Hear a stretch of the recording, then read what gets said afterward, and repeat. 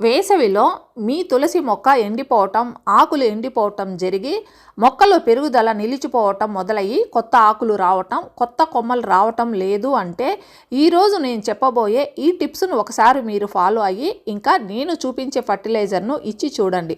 మీ తులసి మొక్క రాత్రికి రాత్రే పచ్చగా తయారవుతుంది. ఇంకా 2 రెట్లు అధికంగా మళ్ళీ కొత్త చిగుర్లు ఆకులతో మొక్క పచ్చగా తయారవుతుంది. దీనితో పాటు ఈరోజు వీడియోలో ఒక చల్లని ఫర్టిలైజర్ని కూడా చూపిస్తాను.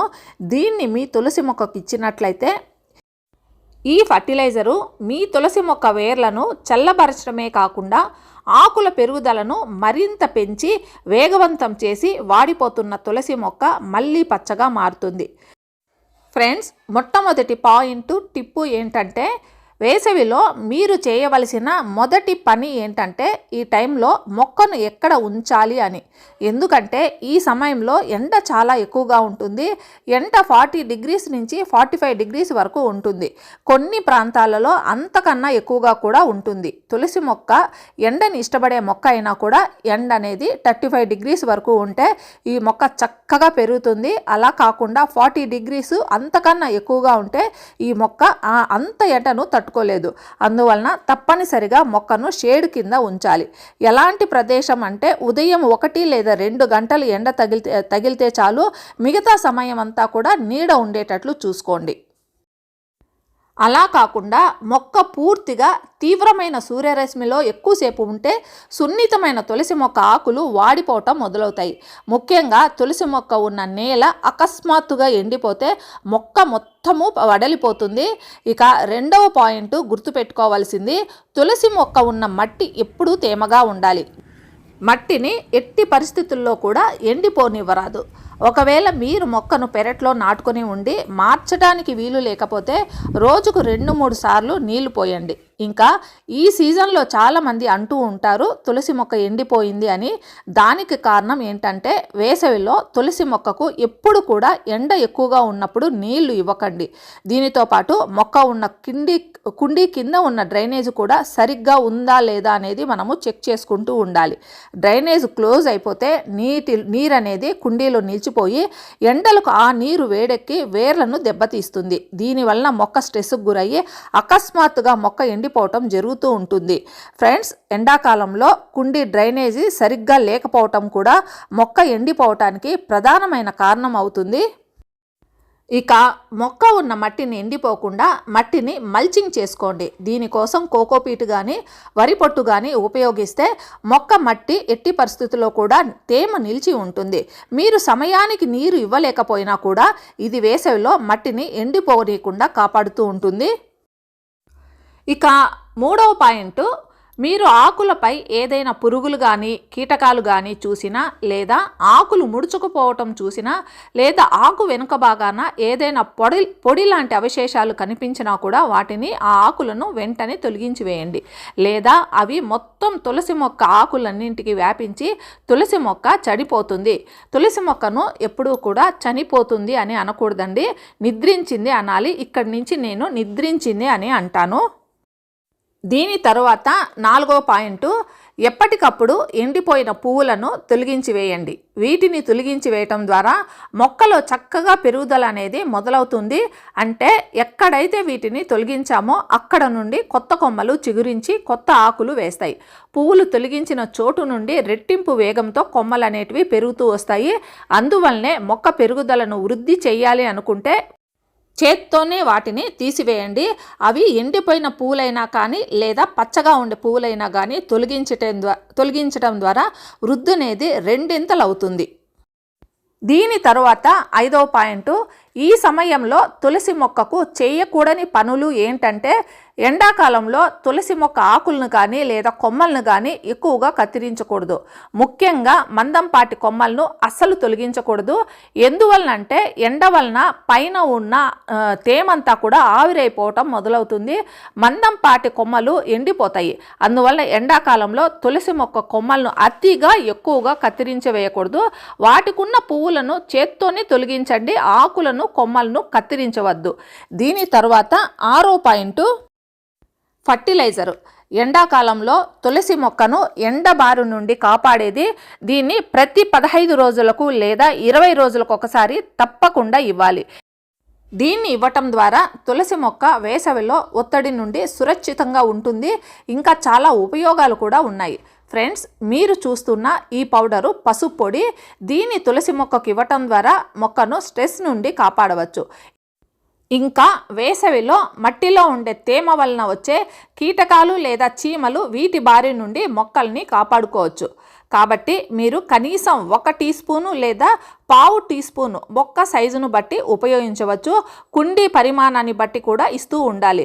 20 రోజులకు లేదా 25 రోజులకు ఒకసారి మట్టిలో వీటిని చల్లుతూ ఉంటే మీ మొక్క మీద ఎలాంటి పురుగులు, కీటకాలు లేదా ఫంగస్ లాంటివి చేరవు. చీమలు కూడా మట్టిలో చేరవు. అంతేకాకుండా తులసి మొక్క పచ్చగా ఆరోగ్యంగా కూడా ఉంటుంది.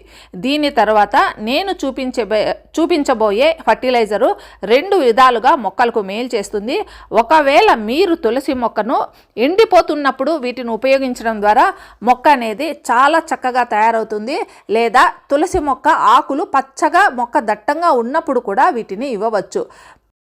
లేదా మీ తులసి మొక్కలో పెరుగుదల నిలిచిపోయి నాటినప్పటి నుండి ఎదుగుదల లేకుండా మొక్క దట్టంగా కొమ్మలతో లేకపోయినా కూడా ఈ ఫర్టిలైజర్ని ఉపయోగించవచ్చు. దీన్ని ఇవ్వటం ద్వారా తులసి మొక్క పచ్చగా దట్టంగా తయారవుతుంది. పెరుగుదల కూడా రెట్టింపు అవుతుంది.